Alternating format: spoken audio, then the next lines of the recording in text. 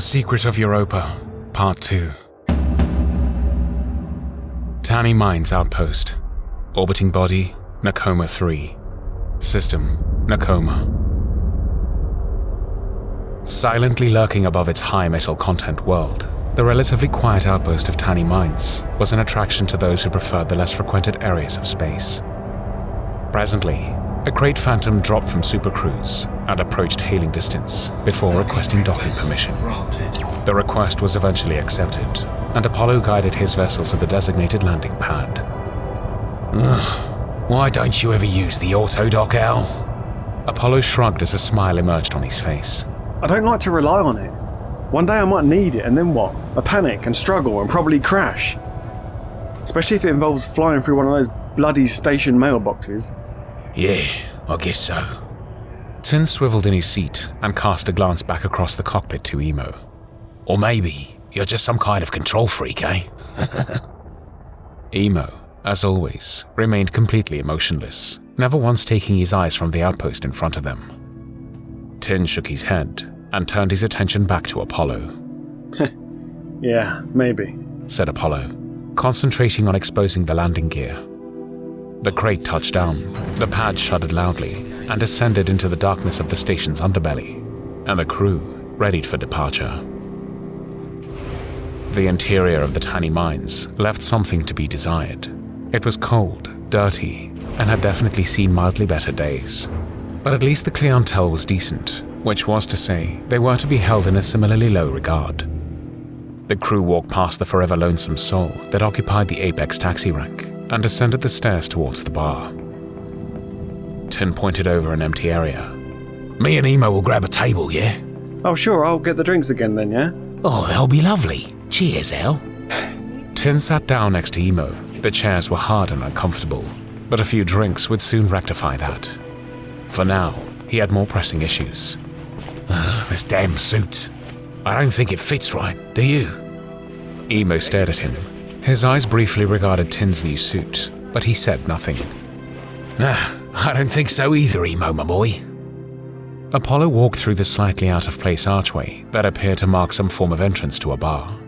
It had become somewhat of a tradition for him to do so. Some folks were standing, some sitting, all talking of their adventures in space. He stopped and listened to the large and brightly lit advertisements that flickered across the screens above him and smiled. He felt safe again now, at home even, and with a sigh of relief, he approached the ever-attentive barkeeper. After a few minutes, Apollo sat down next to Emo and distributed the drinks around the table. What are you moaning about now, Tin? It's this bloody Mav suit. I upgraded it to level 3, didn't I? But now, it just don't bloody sit right. Looks fine to me. Looks fine to me. It weighs a bit more too, said Tin, swallowing almost half of his drink. Yeah, well, it's very expensive. And not too many people have one around here either, so you should feel privileged. How did you afford that anyway? Well, I may have won a few more poker games. You mean cheated in a few poker games? Tin smiled, but failed to answer. Listen, I might have to pay a little visit to that Pioneer Supplies up there. See if they can adjust it somehow. Probably cost me a small fortune, though. A moment of silence passed as they each dwelled on their current personal problems before they were suddenly shocked back into reality by Emo slamming his empty glass down on the table. You all right there, sunshine? Jesus Christ, Emo, do you have to do that? Alright, I take it that means you want another drink then. Emo turned to look at his friend, and Apollo assumed that he was probably smiling. Oh, am I the only one who buys drinks around here? Emo released another grunt, while Tin pretended to be preoccupied by some other newly found problem with his suit. Right, I guess that's a yes then, said Apollo, rising from his seat and heading back to the bar for the second time. Tin finished his mock suit adjustments and offered Emo a knowing smile and shared a giggle. At least, he thought it was shared. At the bar, Apollo briefly regarded the holographic screen above the bartender's head. The newscaster was currently telling his audience of the latest terror group to evolve from humanity's pit of evil. I can inform you now that this is a separatist group, spawned from the already secretive Sublime Order. After speaking with the Order themselves today, they strongly put it to me that they were in no way associated with this terrorist group, nor did they share their feelings or intentions in the matter. Apollo shook his head and leaned over the bar to order another round. But as he did so, a hand rested upon his shoulder, and he turned to see the unmistakable uniform of an Alliance agent. Can I help you? The agent shifted his eyes from left to right. Is there somewhere a little more private we can talk? Apollo frowned, but curiosity had already captured him. Yeah, sure. Follow me. This very brief and very minor exchange had not gone unnoticed, and Tin rose from his seat almost immediately. But Apollo had offered a nod that suggested to him that it was okay, for now. Apollo led the agent away from the bar and around a dark corner where it seemed most of the shady conversations took place in any given station, next to the ominous and smoky shade of the impressively sized ventilation fan. The blades spliced the light as it cast through the cylindrical system, and the black shadow intermittently danced over their faces as they spoke. I'll get straight to the point. Please do. Have you heard of the Achilles Corporation? Yeah, who hasn't? Their adverts are plastered over every station you dock at. Although, I've never actually seen them. The agent shifted again as he spoke. This time, though, he was far more direct and far more serious. The Achilles Corporation, in their quest for power and to be above their rival Sirius Corps, have sent a Black Cell intelligence group to search for your old friend. My old friend? A leading expert on ancient mythology, in particular Greek mythology, and I suppose historical alien interventions. Oh, that old friend. Indeed. Well, he apparently possesses a supposed map of Titan and its lost underwater city. Yeah, he probably thinks it's Atlantis or something. Unlikely. We've already found that. What? We need you to track down your friend and retrieve that map before they do. Whoa. Let's back up a bit here. You found Atlantis? Can we please focus on the matter at hand? Okay, whatever. So you want me to chase down some historical Greek myth from an acquaintance of mine? Not friend, acquaintance. Is that correct? That's correct. Are you mad? I think we've moved on from those times, haven't we? Since when? What century has ever existed where we had the potential to unlock the secrets of the mythological universe? Don't you think all these historical references to the gods and higher beings is a bit more than a mere coincidence? All those ancient tribes and civilizations documenting their visitations. Now we can read into the true meaning of things. Yeah. Now we have the technology to get there. Yeah, we have for some time, pal. And what have we found? You mean aside from the Thargoids and the mysterious Guardians, and who knows what other secrets are out there? Have you found Raxla yet? Of course I haven't. Nobody has. Have they? Does that mean it's not out there, though? Apollo sighed as he adjusted his stance. So you want me to chase after what? A blimmin' sea god's trident? Just get the map, and we'll go from there. Well, if Achilles Corp were searching for that city, then it's probably because it's believed to be the location of Neptune's trident. So you know more than you are letting on, eh? But do you know what a trident is? Apollo stared back at the man as fan blade shadows swept across his face. He held a genuinely blank expression. The agent continued.